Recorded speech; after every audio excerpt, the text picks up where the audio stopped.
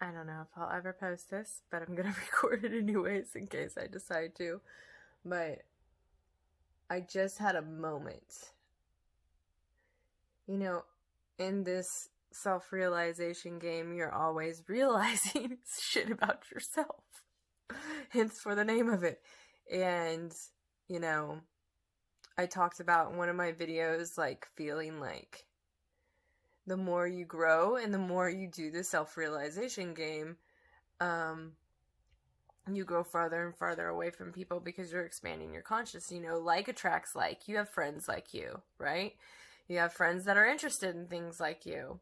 And when you start being interested in things that aren't like most people, you get farther away from those people. And I just had a moment that I was feeling like I was unattached, which I think is part of this.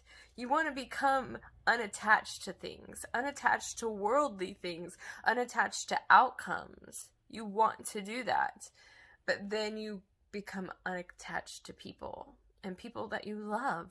And so it can be very scary because you love them. And it can be scary because you're seeing a different part of yourself. You're seeing a different version of yourself. And that means another version of yourself has to die. It's no longer there, right? I something's coming to mind. I keep seeing like the version of who I was in my 20s, and I know that you've seen in yourself how much you've grown from your 20s to, I'm 38 now, almost 38. Hold up, almost. Okay. And how much I've grown and how different I am, but I am so fucking different. It's crazy to even look back at that other person and see that it's me.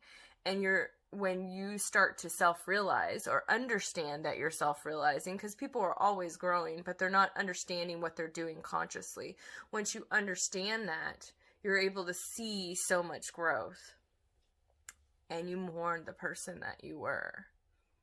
Because that person that you were was connected to more people. And so that's where the loneliness comes in. And I just started to cry because I see myself being unattached to people. And it's not because I don't love them, I'm just not attached to them as much anymore. And I'm not attached to outcomes. That's what I say in this present moment, but who fucking knows? If my house burns down tomorrow, I might be attached to that for a hot second, right? But it makes it very lonely because I can't talk to anybody about this. Who are you going to talk to? Who's going to understand this? You know? Like, hey, I'm not attached to anything anymore. If whatever happens, happens. The old version of me, I mourn it because I'm not that person anymore, but it means that I'm growing, which means that I'm growing away from people. Maybe that's just a belief. Because a part of me knows that I'm going to grow and I'm going to take people with me. And even if they're not conscious of it, they'll eventually come along for the ride.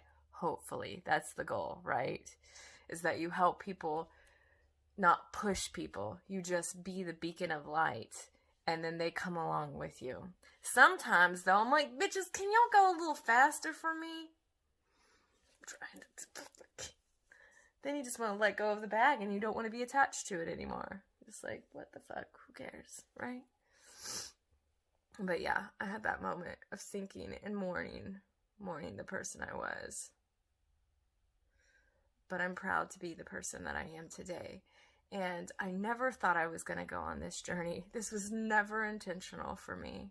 It is one beautiful journey. It's the only journey that is worth going on. But it's mind-blowing because it was never my intention. I guess it was, but it wasn't.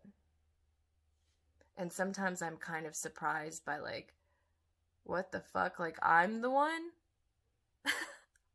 I'm the one who gets to wake up first.